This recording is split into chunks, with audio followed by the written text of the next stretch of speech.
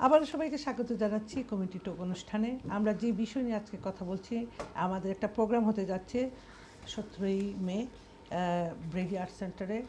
সবাইকে আমন্ত্রণ জানাচ্ছি এবং এটা ইনভাইটেড গেস্ট অনলি, তো আপনারা অবশ্যই আমাদের সাথে যোগাযোগ করে সেটা কনফার্ম করবেন। আর হচ্ছে যে আজকে প্রোগ্রামের শিরোনাম হচ্ছে না, যে প্রোগ্রামটা হবে নতুন এক বৈরাগী আমি। সেই বৈরাগী আসলে কে, আমাদের সাথে পরিচয় করিয়ে দিয়েছিলাম আপনাদের যিনি আছেন মাহফুজা রহমান আমাদের সাথে, এবং আজকে আমাদের সাথে যিনি আছেন বিশিষ্ট শিল্পী, বাংলাদেশের কিংবদন্তি তালিকার সামিনা চৌধুরী আপা আমাদের সাথে আছেন। আসসালামু আলাইকুম, আবারও প্রোগ্রামে আপনাদের স্বাগত। এবং সিরাজুল বাসির চৌধুরী আছেন সেই নতুন এক বৈরাগী আমির অনুষ্ঠানের কোঅর্ডিনেটর।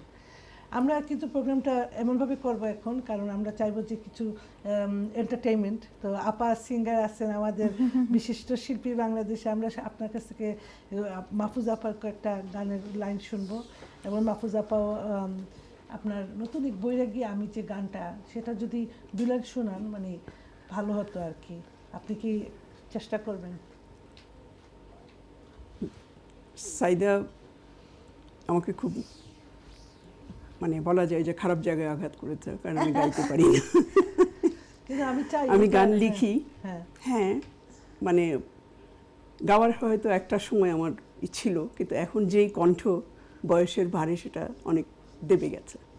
এনিওয়ে, তো নতুন এক বৈরাগী গানটা লিখার এটা একটাই উদ্দেশ্য, আমি মানুষকে মানবতার কথা বলতে চাই। আমার নতুন এক বৈরাগী, আমরা তো বৈরাগ্য সাধনে মুক্তি, এটা কিন্তু অনেক পুরনো কথা। রবীন্দ্রনাথ পর্যন্ত উনি নিজে অবৈরাগ্য সাধন ছিলেন। ওনার লেখা গানে, ওনার অনেক কিছুই কিন্তু আমরা রবীন্দ্রনাথের থেকেই উদ্বুদ্ধ হয়ে থাকি। কিন্তু তারপরে আমি বলবো যে এই যে নতুন বৈরাগী, এটা আমার মনে হয় আর কি যে সবার ভেতরেই একটা বৈরাগ্য কাজ করে। অনেকেই বলে আপনি তো পুরনো বৈরাগী। তো বৈরাগী মানে বৈরাগ্যের যে একটা আধ্যাত্মিকতা, এটা ভেতর থেকে ধারণ করতে হয়, সেটাই। যেমন এইখানেই বলা আছে,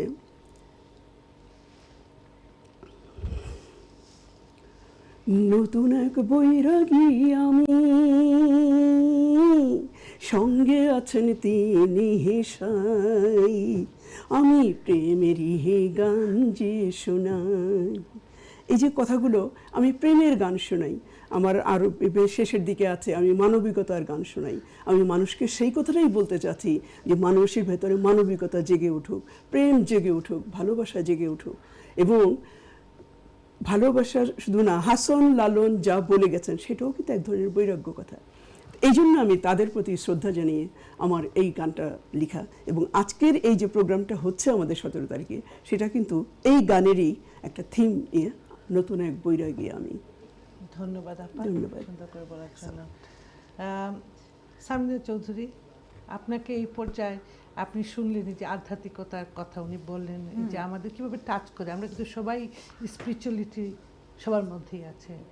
আসলে স্পিরিচুয়ালিটি না থাকলে মানুষ মানুষই না, না হ্যাঁ, রোবট হয়ে যাবে। দুই চান না। দুই চান, আমি অবশ্য একটু রোবটিক আছি। দুই চান একদমই না, এটা হচ্ছে আপনার বিনয়ের একটা কথা। এটা আপনি এটা আমার লাইফস্টাইল এরকম না করলে হবে না, হবে না। কিন্তু আপনি তো আসলে একজন শিল্পী মানুষ কখনো সেটা হতে পারে না। সেটা আপনি কি বলবো, এটা নিজেকে বাঁচানোর জন্য বলেন। তো আমি এখন যদি জিজ্ঞেস করি, আপনার অনেক গান, ওনার 6টা গান আপনি করেছেন, সবগুলোই আপনার খুবই পছন্দের। আজকে যদি শেয়ার করতে বলি, আপনার কণ্ঠে কি শোনা যাবে?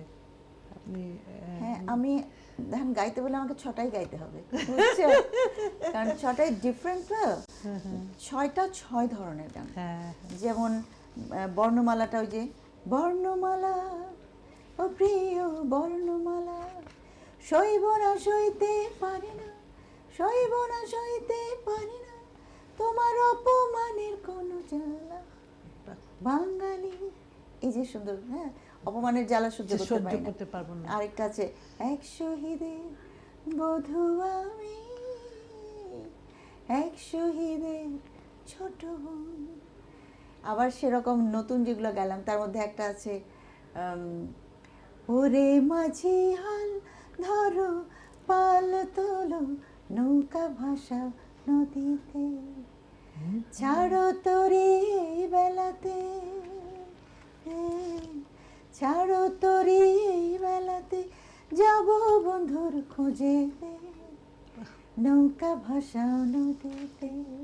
এটা একটু আধ্যাত্মিক টাইপের, কিন্তু একই সাথে উনি যেটা আমাকে জোর করেছেন সেটা এরকম, আমার সোনা বন্ধুরে তোর লাগিয়া হইলাম দিবানা, তোরে ছাড়া কিছুই আমার ভালো লাগে না, আমার সোনা বন্ধুরে তোর লাগিয়া হইলাম দিবানা, আমার সোনা বন্ধুরে তোর লাগিয়া হইলাম দিবানা।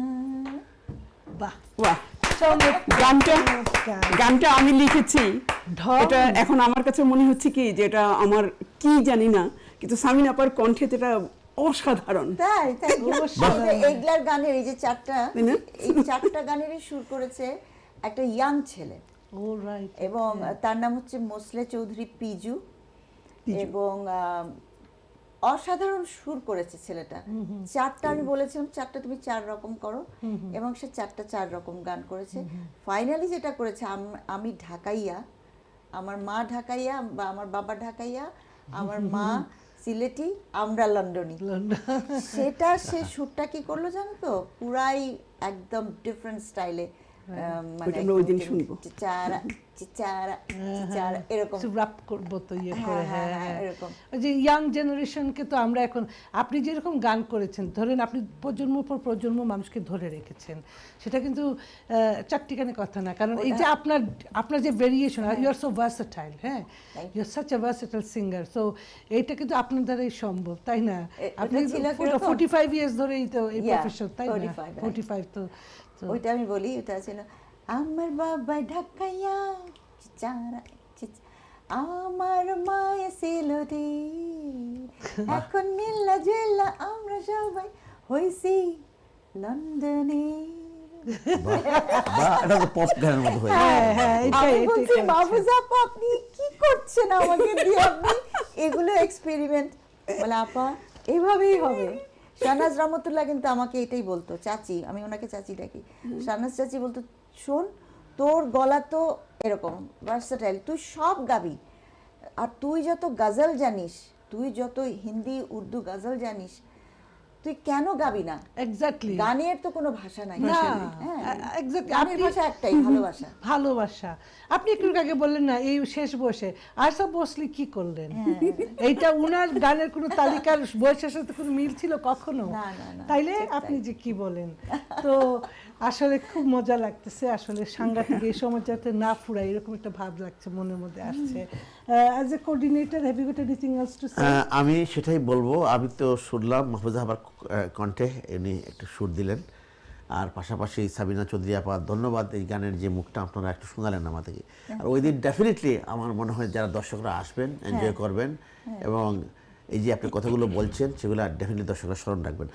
আমি আপনাদেরকে দর্শকদের সেটাই বলছি, আমরা মাহফুজা রহমান, উনি আমাদের শ্রদ্ধেয় আপা, Dhaka university alumni in the ইউকের একজন সিনিয়র লিডার, আমাদের এক্সিকিউটিভ, এবং আমরা যারা প্রাক্তন স্টুডেন্ট, ঢাকা ইউনিভার্সিটি এখন অর্গানাইজেশন আছে Dhaka alumni in the UK, সেখানে বর্তমানে আমি প্রেসিডেন্ট। আমি দাওয়াত দিচ্ছি, আপনারা কেউ আসতে চান প্লিজ ডু কাম, বাট আমাদের সাথে যোগাযোগ করে আসবেন। এবং পাশাপাশি এখানে অন্যান্য সংগঠনরা সাপোর্ট দিচ্ছে, সেখানে তাদের নাম একটু না বললেই হয়। ব্রিটিশ বাংলাদেশ টিচার অ্যাসোসিয়েশন এবং বিএলএ, ব্রিটিশ ল অ্যাসোসিয়েশন, সাইডা সি ফ্যাশন, এবং সেখানে media partner definitely Ion TV আছেন, ওনারা মেইন আছেন ওনারা, এবং এটিএন বাংলা ইউকে এবং স্পেকট্রাম রেডিও, ওনারা আমাদের সাথে কাজ করে যাচ্ছেন। আর এখানে আরও শিল্পীরা আসবেন। সামিনা চৌধুরী তো অবশ্যই আমাদের প্রধান শিল্পী, সামিনা চৌধুরী আপা কিংবদন্তি কণ্ঠশিল্পী, উনি আসছেন, এবং সেখানে পাপিয়া ঘোষাল, তৃপ্তিকরা দাস, এবং আমাদের 80s ঢাকা ইউনিভার্সিটিতে ঢাকায় মঞ্চ কাঁপানো তারেক জুবায়ের যমজ ভাই, তারাও থাকবে এখানে। ধন্যবাদ আপনাকে। আপা, আপনি কি আপনার লেখা একটা কবিতা শেয়ার করবেন? কারণ যদি অনেকে যেতে পারবেন না সেদিন, তার জন্য একটা আপনার লেখা আপনি একটু আবৃত্তি করলে কেমন হয় এখন এই পর্যায়ে, প্লিজ? এটাও আমার জন্য অনেক কঠিন, কারণ আমি যা লিখি, ওই যখন লিখতে বসি তখন এলোমেলো যা কিছুই হয় বলে ফেলি, কিন্তু আমার ভেতরে একটা চিন্তা থাকে। যেমন আমার এই কবিতাটা আমি যেটা পড়বো, আমি খুবই ছোট মানুষ, আমার চাওয়ার পাওয়ার কিছু নেই। আমি দুনিয়া থেকে কি আর চাইবো, আল্লাহ যথেষ্ট দিয়েছেন, তার প্রতি আমি কৃতজ্ঞ। আল্লাহ আমাকে একটা প্রতিভা দিয়েছেন, সেটাকে আমি কাজে লাগাচ্ছি। এবং সেই ছোট্ট থেকেই, যেমন জোনাকি পোকা, সে কিন্তু খুব ছোট্ট একটা জিনিস, কিন্তু নিজের আলোতে সে এত বড় যে মানুষকে পথ পর্যন্ত দেখাতে পারে।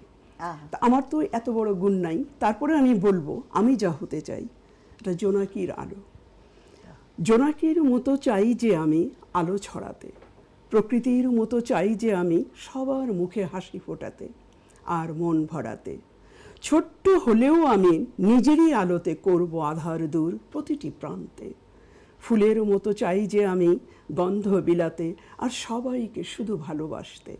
আকাশের মতো চাই যে আমি অসীম হতে ওই তারাদের মতো করে মিটি মিটি জ্বলতে। আলোক সংকেত হয়ে সবাইকে পথ দেখাতে আর শান্তির দূত হতে। ধন্যবাদ। অপূর্ব। ফ্যান্টাস্টিক। আসলে জোনাকি আরো কত কিছু করে, আমরা জোনাকি আসলেই হতে চাই। কারণ অনেক পোকা আছে জোনাকি ধরে নিয়ে তার প্যাকে, যে বাবুই পাখি জোনাকিকে ধরে নিয়ে তার ঘরে লাইট বানায়, প্যাকের মধ্যে ঢুকায় তার উল্টায় রাখে। জি, সো সত্যি যদি আমরা জোনাকি হতে পারতাম তাহলে আমরা কত কিছুই করতে, আলো দেখাতে পারতাম। মাশাআল্লাহ, অসম্ভব, দারুণ দারুণ। এই পর্যায়ে আসলে আমাদের হাতে এত সময় নাই, তা আমরা, আপনি কিভাবে নিচ্ছেন প্রোগ্রামটা?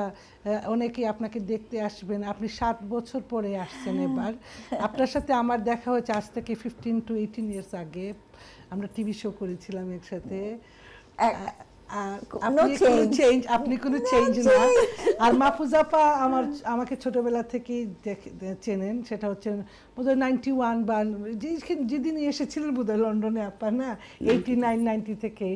সো আপা সো মি ইভেন ইয়াঙ্গার, যেটার জন্য আমার ওনার সাথে একটা নিবিড় সম্পর্ক, কিন্তু আপনার সাথেও অনেক নিবিড় সম্পর্ক। কারণ আমি কানেকশন, হ্যাঁ আপনাদের আমার এত পছন্দ, 3টা বোনই আমার, তানজিদের সাথে প্রায় আমার যোগাযোগ থাকে। So love you all 3। Thank you. কেমন লাগছে যে সবাই আসবে, সবাইকে দেখবেন? আমার মানে কি বলবো, মানে এই মানে স্রোতে আর কি, এই অনুষ্ঠানের স্রোত দিয়েই আমার আবার অনেকের সাথে দেখা হবে, এটা ভাবতেও আমার খুবই ভাল লাগছে। কারণ কি এই যে একটা দেখা, ভালোবাসা, এটুকুই কিন্তু জীবনের আমার মনে হয় অনেক বেশি একটা ব্যাপার।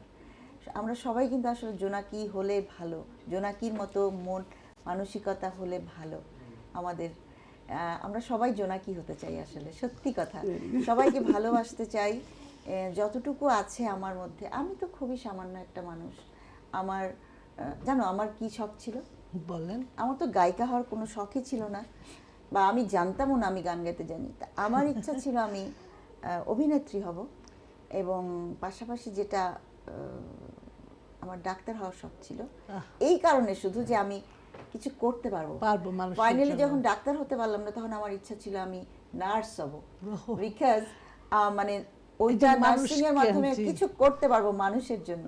কিন্তু গান, এই যে আলাউদ্দিন চাচা, বুলবুল ভাই, আল মনসুর, এরা টানা হ্যাচড়া করতে করতে, আর মানুষ লাকি চাচা, লাকি আখান, এই আমার আপনাকে যে আল্লাহ কণ্ঠটা দিয়ে দিয়েছিলেন সেটার জন্য কিন্তু আপনি বিপদে পড়ে গেছিলেন। বিপদে একদম। তো আপনি কিন্তু মানুষকে এত এত মানে দিচ্ছেন যে এটা কম্প্যাশনেট, এটা আপনার কাছ তরফ থেকে এটা দয়া যেটা আপনি দিচ্ছেন মানুষকে। কারণ আপনাকে প্রশান্তি যেটা মানুষ পায়, সেটা থেকে বড় কিছু হতে পারে না এই দুনিয়ায়। মানুষ কিছু হলেই চট করে মানুষ প্রশান্তি, শান্তি খুঁজে, মানুষ একটা মিউজিক লাগায়, তাকে তার মনটা যাতে আরেক রকম হয়, এটা যে কি দরকার মানুষের জীবনে।